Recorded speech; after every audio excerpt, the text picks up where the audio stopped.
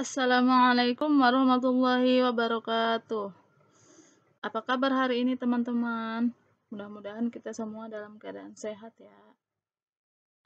Pada video kali ini kita akan belajar bait fikih, yaitu dengan tema hadas kecil dan tata cara mensucikannya. Sebelum kita memulai pelajaran, kita baca basmalah dulu ya.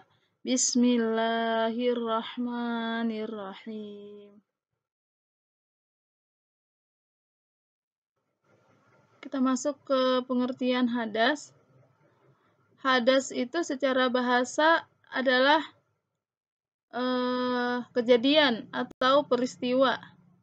Sedangkan secara istilah, hadas itu kejadian-kejadian tertentu pada diri seseorang yang menghalangi sahnya ibadah. Jadi misalnya kita mau ibadah, terus ada sesuatu yang menghalangi, berarti dia sudah termasuk orang yang berhadas.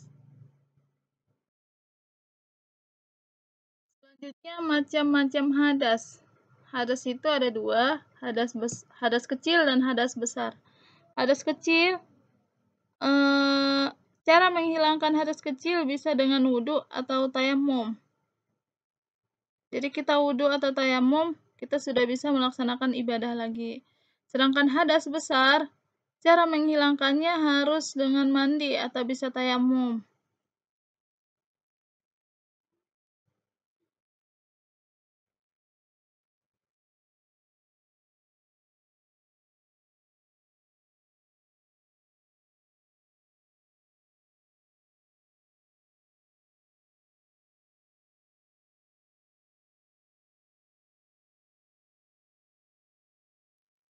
Selanjutnya adalah hal-hal yang termasuk hadas kecil.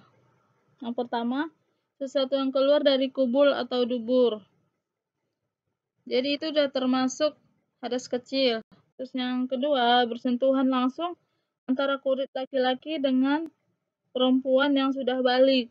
Balik di sini maksudnya adalah yang sudah dewasa.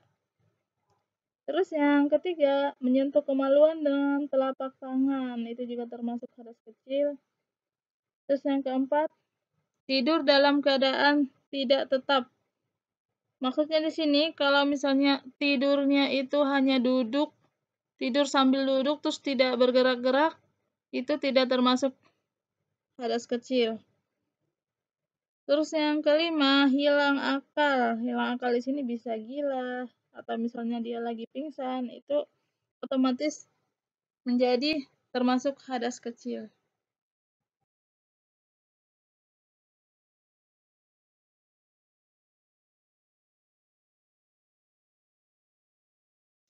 Selanjutnya adalah pembahasan tentang wudhu. Pertama, syarat wudhu. Syarat wudhu yang pertama adalah Islam. Jadi bisa dikatakan kalau mau sah wudhunya itu harus masuk Islam dulu. Bagaimana dengan orang Kristen yang berwudhu? Otomatis dia wudhunya tidak sah karena tidak memenuhi syarat. Terus yang kedua, tamyiz. Tamyiz itu maksudnya adalah orang yang bisa membedakan baik buruknya sesuatu. Tuh, itu sudah dinamakan tamyiz. Yang ketiga, tidak berhadas besar. Jadi kalau berhadas besar tadi kan caranya itu harus dengan mandi. Kalau wudhu itu dia termasuk hadas kecil. Yang keempat, bersucinya itu atau berwudhunya itu dengan air yang suci lagi mensucikan. Jadi harus air yang bersih. Yang kelima, tidak ada sesuatu yang menghalangi air sampai ke anggota wudhu. Maksudnya adalah kita berwudhu, air itu harus langsung sampai ke kulit kita, ke anggota tubuh kita. Kalau misalnya orang yang memakai cat kuku atau memakai tato, berarti dia otomatis tidak memenuhi syarat wudhu, karena air tidak akan sampai ke dalam kulit, berarti tidak sah wudhunya. Yang terakhir, mengetahui mana yang wajib dan mana yang sunnah. Jadi harus tahu mana yang wajib dalam berwudhu dan mana yang sunnah. Selanjutnya adalah Rukun wudhu. Rukun wudhu yang pertama adalah niat ketika membasuh muka. Jadi pas ketika mau membasuh muka, disitulah kita mengucapkan niat. Niatnya apa? Nawaitul wudu'a li raf'il hadasil asghari fardhan lillahi ta'ala. Jadi pas ketika kita berniat, disitulah kita membasuh muka. Itu termasuk rukun-rukun fardu ya. Selanjutnya, membasuh seluruh muka dari mulai tumbuhnya rambut kepala hingga bawah dagu. Dan telinga kanan hingga telinga kiri. Membasuh muka juga termasuk. Terus selanjutnya, membasuh kedua tangan hingga siku. Mengusap sebagian kepala, itu sebenarnya kalian sudah ketahui, sudah kalian praktekkan dari kecil, dari sebelum TK juga sudah tahu. Terus membasuh kedua kaki sampai mata kaki. Jadi cara membasuh kaki itu harus sampai benar-benar sampai ke mata kaki, bukan cuma jari-jarinya saja gitu. Terus yang terakhir adalah tertib.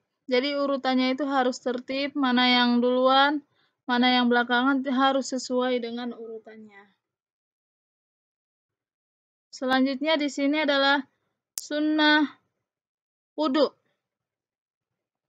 Jadi kan tadi di syarat wudhu dijelaskan harus tahu mana yang fardu wudhu, mana yang sunnah wudhu. Jadi sini kalian harus tahu ya.